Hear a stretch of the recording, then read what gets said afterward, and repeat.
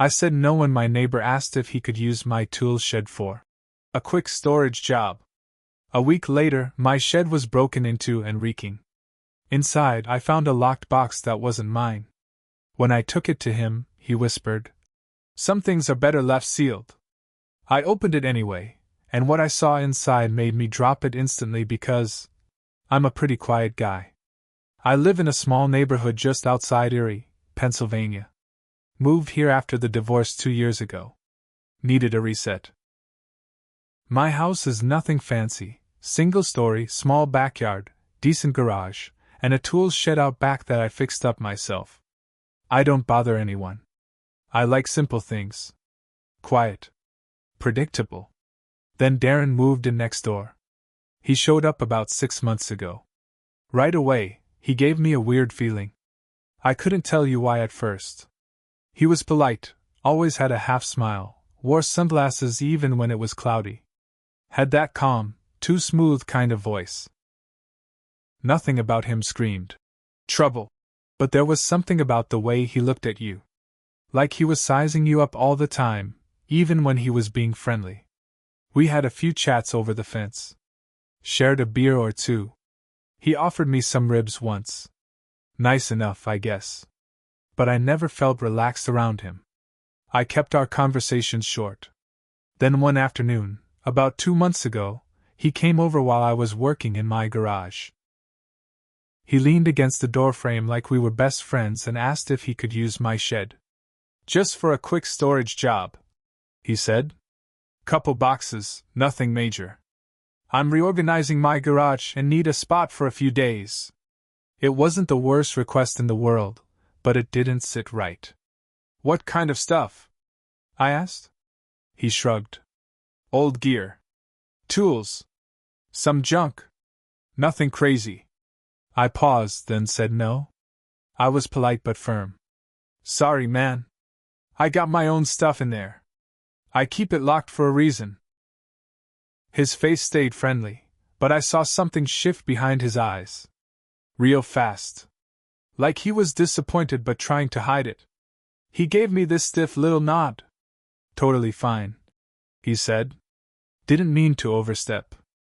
I thought that was the end of it. A week later, I went out to the shed to grab a drill. The moment I opened the door, I nearly threw up. The smell hit me like a wave. Thick, rotten, sour. Like something had died in there and sat for days. I covered my nose and stepped inside. Flies were everywhere. At first, I thought maybe a raccoon or possum got in and died. But the weird part was that nothing looked disturbed. Nothing knocked over. My stuff was exactly how I left it. Then I noticed something under my workbench. A metal lockbox. Dented. Rusty. Not mine. I stood there staring at it. I never put anything like that in my shed. I backed out, locked the door, and stood in the backyard for a while. Thinking. Trying not to throw up. Then I walked straight to Darren's front door with the box in my hands. He answered slower than usual. His sunglasses were off. He looked tired. I held up the box. "You forget something?" He didn't say anything at first. Just stared at it. His face went pale. I saw his throat move like he was swallowing something hard. Then he whispered, "You shouldn't have touched that." "What?" I asked. "You broke into my shed and left this crap in there. What is it?" He looked me dead in the eye and said, real quiet, "Some things are better left sealed." That messed with me. He didn't try to deny it. Didn't even act surprised. Just, like he was warning me. I asked him again what it was. He just turned and closed the door. I should have left it alone. I know that now. But I couldn't. He broke into my shed. He left that thing in there. I needed to know what it was. I brought it into my garage, sat it on my workbench, and stared at it. It was old. The lock looked newer than the box itself. It stunk. I mean bad. Worse than before now that it was out in the open. After about an hour of second-guessing myself, I grabbed the bolt cutters and snapped the lock. As soon as I opened the lid, the smell got even worse. Way worse. Inside was a tarp, folded up. I pulled it back. What I saw made my whole body freeze. There were bones. Small ones? Animal bones, maybe. Arranged in rows, tied together with what looked like old string or dried leather. Some were burned. Some had weird symbols scratched into them. In the middle of all that, right in the center, was a dried-up human finger. Dark. Shrunk. Like it had been dead for a long time. A gold ring was still on it. I dropped the box. Literally dropped it. It hit the garage floor with a thud, and some of the bones spilled out. I ran outside and threw up in the bushes. I couldn't think. I couldn't even process what I was looking at. But I knew whatever that was, it was wrong. Deeply wrong. I didn't call the police. Not then. I don't know why. I think I was scared. Not just scared of getting involved in something illegal, but scared of what I didn't understand. And that's when things started to go bad. First, it was just small stuff. Lights flickering. My TV turning on by itself. My dog, Charlie, started acting strange. He wouldn't go near the garage anymore. He'd stand at the back door and growl. Then I started hearing things. At night. Whispering sounds. Scratching in the walls. I thought I was losing it. And Darren? He stopped coming outside. 4 days. His windows were covered. His house looked abandoned. I knocked twice. No answer. One night I saw him standing in his backyard around midnight. Just standing. Facing my shed. Not moving. I watched him through the blinds for 10 minutes. He never blinked. Never moved. And then, he was just gone. After that night, when I saw Darren just standing there in his yard, staring at my shed, I started locking all my doors and windows. Every night. Every morning, I'd find at least one unlocked. Sometimes the back door, sometimes the basement window. I thought maybe I was slipping, forgetting. But I wasn't. I started leaving notes for myself. Taping them to each door after I locked them. Locked at 11:03 p.m. I'd wake up to find the note still there, untouched, but the lock open. Charlie kept growling at nothing. He wouldn't sleep in my room anymore. Just laid on the floor by the back door, ears up all night. He wasn't barking, he was watching. Like something was coming. I started keeping the box in my trunk. I didn't know what else to do with it. Didn't feel right throwing it in the garbage, and I sure as hell wasn't going to bury it. Something told me not to burn it either. I just kept it with me. Like it followed me, even when it wasn't around. Then things got worse. I came home from work one day and found my shed door wide open. I hadn't touched it since that day. Hadn't gone near it. But it was open. The padlock was still hanging from the latch, snapped clean through. Inside, everything was tossed around. Tools scattered. Shelves knocked over. And carved into the inside wall, right above my workbench, were 3 words. "You opened it." I backed out. Called the cops this time. Told them someone broke into my shed and vandalized it. They came out, took pictures, wrote a report. Didn't find prints. Didn't take it seriously. Just said it was probably some kid messing around. I could tell they thought I was paranoid. That night I didn't sleep. Around 3 a.m., I heard something move in the garage. It was loud. Like metal scraping on concrete. I grabbed my bat and tiptoed down the hallway. My heart was pounding.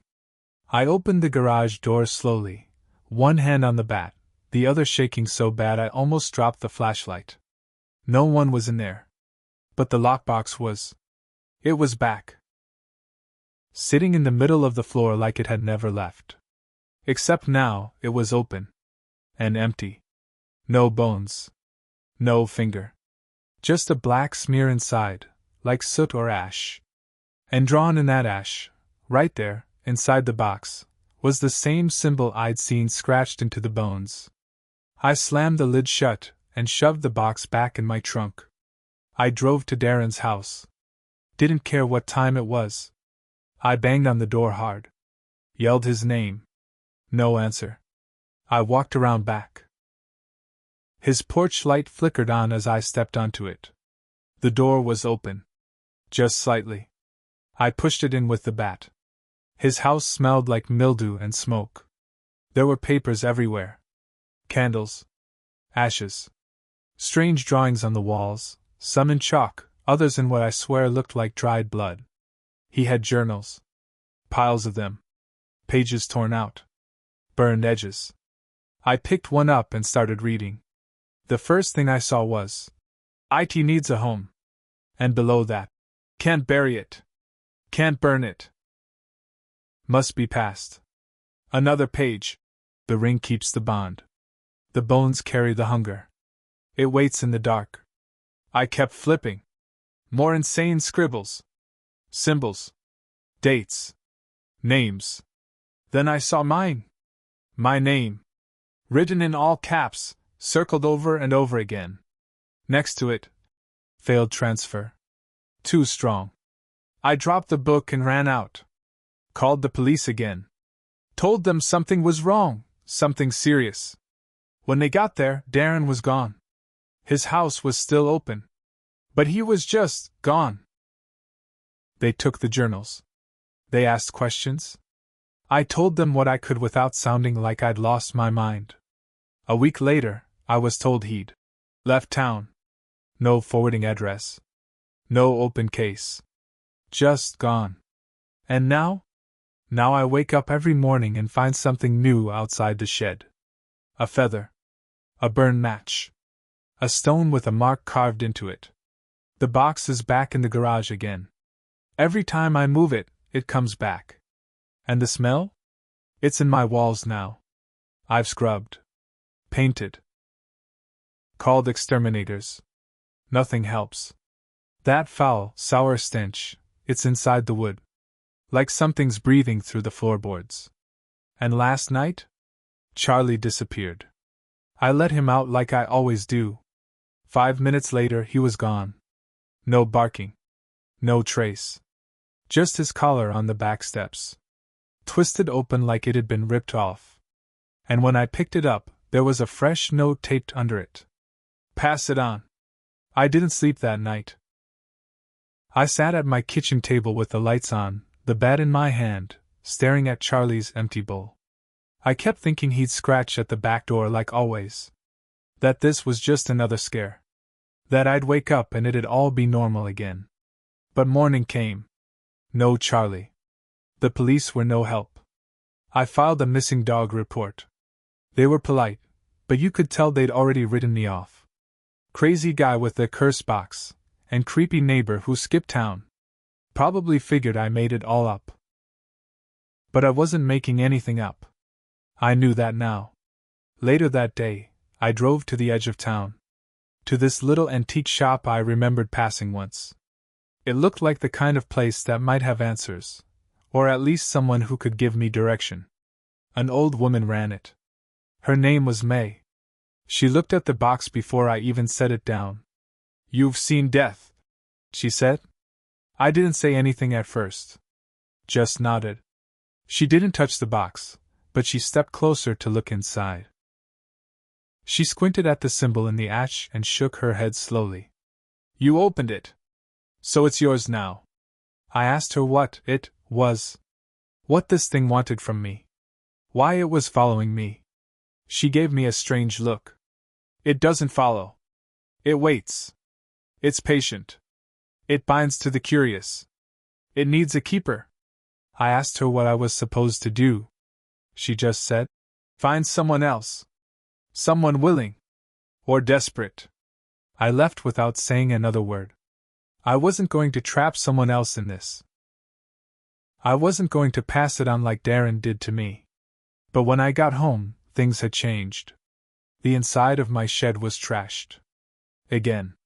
Except this time, every single item inside was destroyed. My tools, my shelves, the bench, splintered.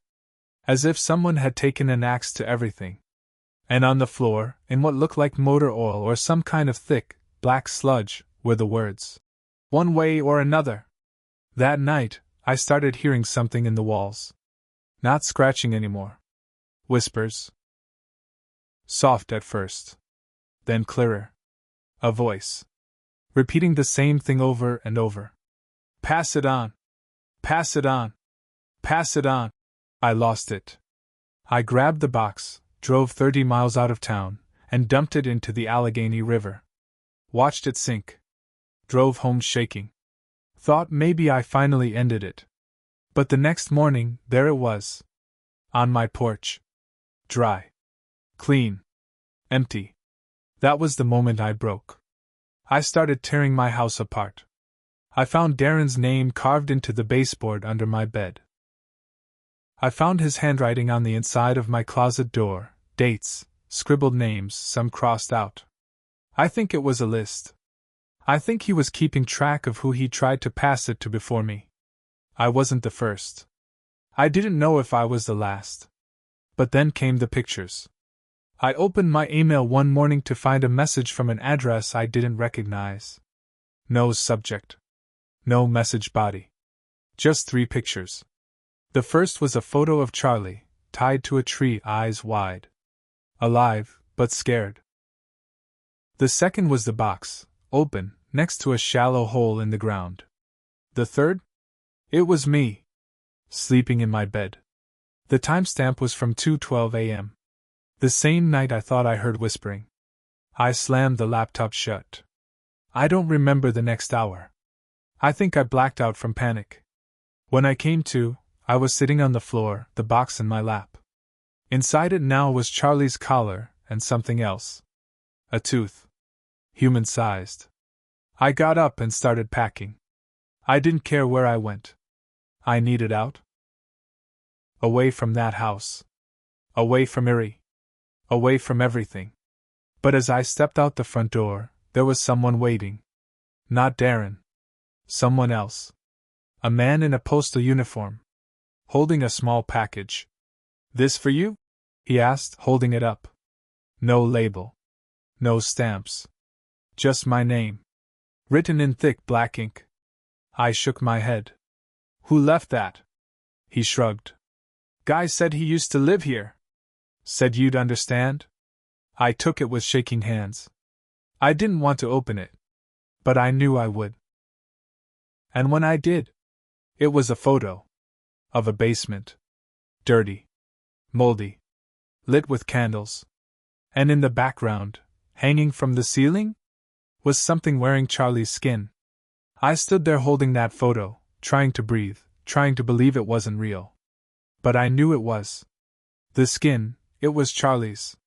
That same golden fur. Those same paws. Just hollow now. Something had worn him like a costume. And it had sent me a picture. I didn't cry. I didn't scream. I went cold. I sat down at my kitchen table, stared at the box, and made a choice. No more running.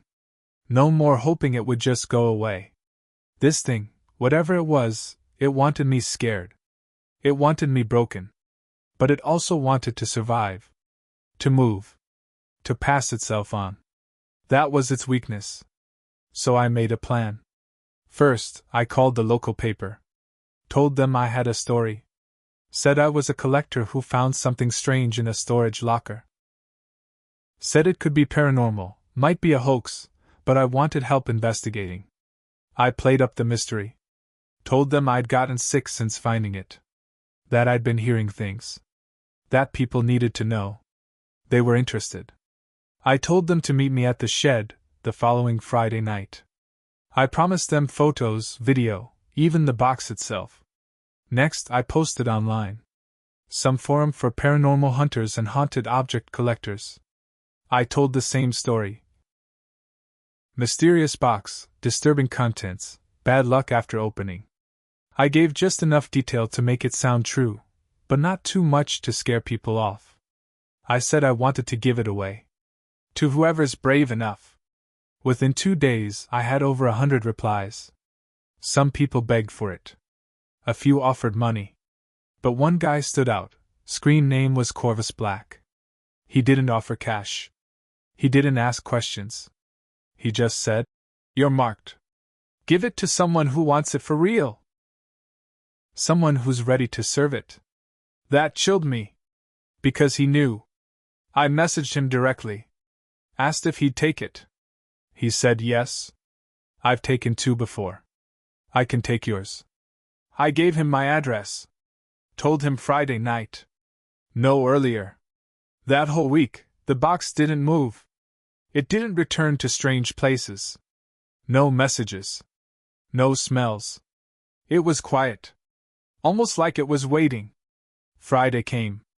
Around 7 p.m., 2 local reporters showed up, young woman named Hannah, older guy named Pete. They had cameras, a tripod, audio gear. I led them to the shed, let them film the box. I told them the story I'd practiced, how Darren left it behind, how I found bones, how it smelled, how I heard things after opening it. I left out Charlie.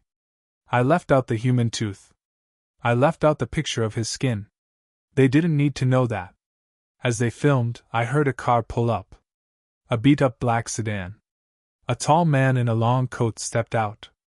It was him. Corvus Black. He walked like someone who didn't care about rules or time. His face was long and pale.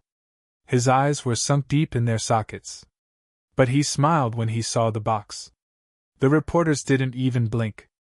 I think they thought it was part of the event. Some actor I'd hired. He walked up to the shed. Looked inside. Looked at me.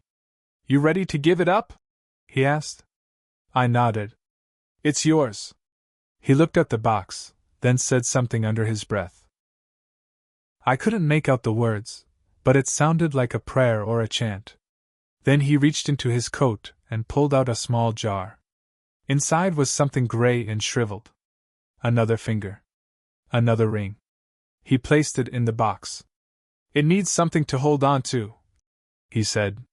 The moment he did, the smell came back, rotten, sharp, thick like smoke and wet leaves. The reporters gagged. Hannah almost threw up. Pete swore out loud. Corvus closed the box, then sealed it with a thick black ribbon he tied into a knot. "It's quiet now," he said. "But not for long." He turned to me. "You broke the line. You weren't supposed to. You refused the rule. So it fought you." I asked what rule. He smiled. "Find someone worse than yourself. Always." And then he was gone. He didn't ask for money. Didn't give a name. Just walked to his car with the box and drove off into the dark. I thought that was it. I really did. But a week later, I got a call from Hannah. Pete had gone missing. His wife said he'd been acting weird. Said he kept mumbling about a finger. Said he hadn't slept in days. Then one night, he walked into the woods near Lake Pleasant and never came back. They found his clothes 2 days later. Folded neatly next to a tree. His skin? Never found. The police didn't have answers. Hannah asked me what really happened. I lied. Told her I didn't know. But I knew. That night, I went into the shed, cleaned every inch. Painted over the carvings. Rebuilt the bench. New lock. New lights. But the stain never left the floor. And I never got Charlie back. Now I live alone again. The house is quiet. The whispers are gone. The lights don't flicker. Doors stay locked. But every now and then, when it's raining, I'll find a package on my porch. No name. No return address. Inside? A photo. Always a different face. Always a different town. But the same box. And sometimes, in the background, I see Corvus. Watching. Waiting. And smiling.